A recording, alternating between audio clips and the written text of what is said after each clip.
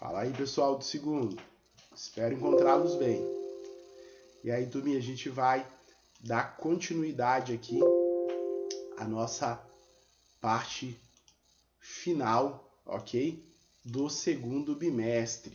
Nessa parte final do segundo bimestre, a gente vai falar do seguinte, pessoal. Nós vamos falar sobre princípio multiplicativo, ok? Nós vamos aí estar entrando aí em um conteúdo novo. E o que vem a ser esse princípio multiplicativo? É um princípio de contagem, ou seja, que serve para a gente determinar o número de possibilidades que a gente tem em relação a configurações ou combinações ou agrupamentos de objetos, de números. Igual, por exemplo, a gente vai fazer uma senha. Qual que é a possibilidade que a gente tem, por exemplo, se a gente for utilizar só algarismos? Quantos tipos de senha poderiam existir? Aí a gente teria que verificar o quê? Quais são as características dessa senha? Se pode ou não repetir número, qual que é a quantidade de dígitos. Então isso é muito aplicado na parte de segurança, que é uma coisa para poder verificar se uma senha é forte ou não, é verificar o quê? Qual que é o número de senhas possíveis, certo? Para que possa estar se descobrindo qual que é a senha de um sistema. É uma das formas de aplicação. Então a gente vai ver essa ideia aqui, mas utilizando alguns exemplos, ok? Então a gente vai começar por exemplos simples. Pensa o seguinte, nós temos a seguinte situação. Nós temos uma menina que ela pretende montar um look para poder sair, e aí ela vai ter aqui 3 objetos, certo? Para a parte inferior, ou seja, 3 calças, saias ou shorts, certo? Ou pode ser também indicado 4 blusas, 2 sapatos ou sandálias e 2 acessórios do seu gosto. Então, ou seja, de quantas maneiras que ela poderia montar esse look, ok? Então a gente pegou e fez aqui o seguinte, uma solução. Então a gente escolheu lá que ela tem 2 calças, certo? E um short para poder escolher. 4 blusas, ok? Um sapato e uma sandália de calçados.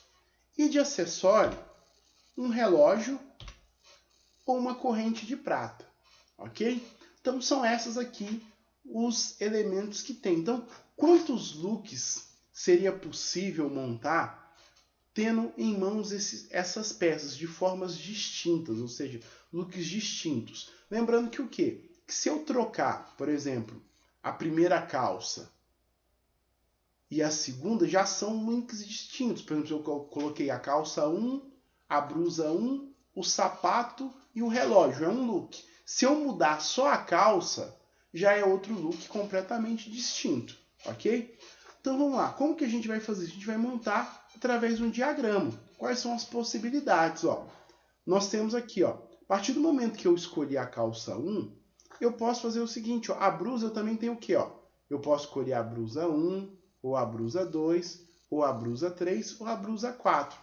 Depois que você escolheu a blusa 1, você pode estar escolhendo o quê? Ou o sapato ou a sandália. Depois que você escolheu o calçado, você pode estar escolhendo o acessório, ou o relógio, ou a corrente de prata. Então note que cada uma dessas linhas aqui é uma possibilidade. Calça 1, blusa 1, sapato e relógio. É uma possibilidade. Calça 1, blusa 1, sapato e a corrente de prata já é outro look diferente, porque a corrente de prata aqui diferenciou esse look. Depois, calça 1, blusa 2, sapato e relógio é um outro look e assim por diante. Então, se a gente contar aqui, nós temos quantos looks ao todo? 1, 2, 3, 4, 5, 6, 7, 8, 9, 10, 11, 12, 13, 14, 15, 16 possibilidades de looks com a calça 1, mudando somente o quê? A camisa, o calçado, certo? E o acessório.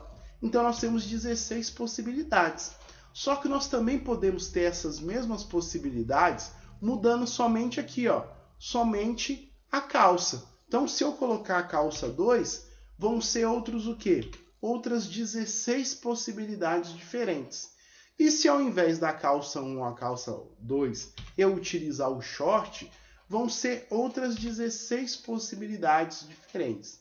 Então quer dizer que o quê? Que no total, certo? Nós vamos ter 48 possibilidades de looks, ok?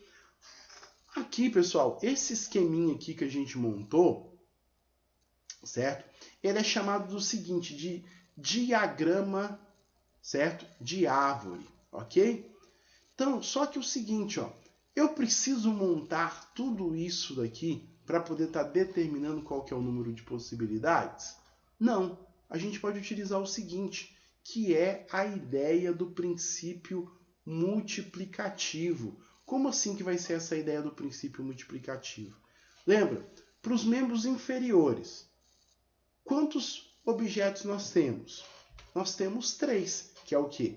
2 calças e um short. Para os membros superiores, quantas partes nós temos? Nós temos 4, que são as 4 blusas que a gente pode estar utilizando nos membros superiores.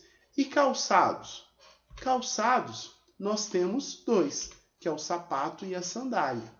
E nós também temos 2 acessórios. Então, o princípio multiplicativo ele diz o seguinte, que para mim obter a quantidade de possibilidades, basta eu efetuar o produto, ou seja, a multiplicação de cada elemento que eu vou poder mudar, ou seja, de cada elemento que eu vou poder modificar. Então, seja, 3 vezes 4, 12, 12 vezes 2, 24, 24 vezes 2, 48.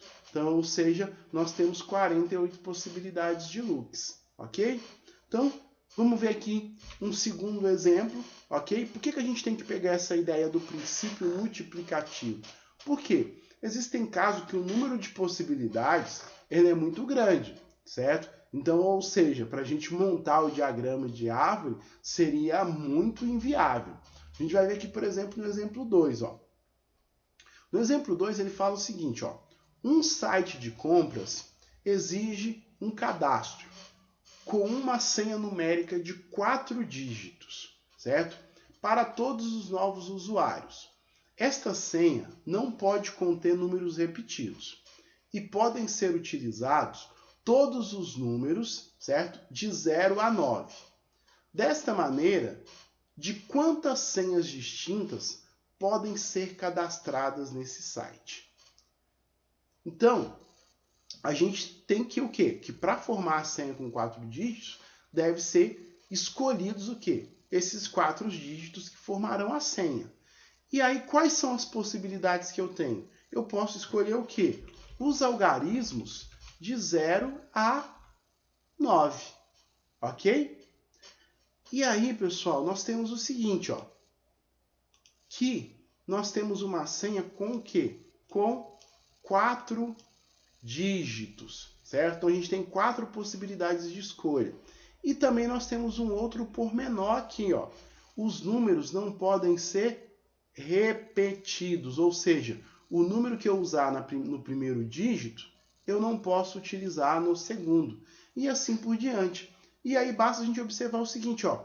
Quantas possibilidades a gente tem para poder escolher o primeiro? 1, 2, 3, 4, 5, 6, 7, 8, 9, 10. Então a gente tem aqui, ó, 10 possibilidades de escolha, certo? Do primeiro. Depois nós temos o seguinte, ó. O segundo, lembra que não pode mais repetir? Se não pode mais repetir, eu tenho que tirar o número que eu já coloquei aqui no primeiro, que pode ser qualquer um. Então vai sobrar o quê? 9 possibilidades para o segundo. E eu não posso escolher os dígitos que eu coloquei no primeiro e nem o segundo. Então vai sobrar 8 possibilidades para o terceiro. E eu também não posso colocar agora nenhuma da que eu coloquei nos 3 primeiros dígitos. Então vai sobrar o quê? 7 possibilidades de escolha para o último dígito.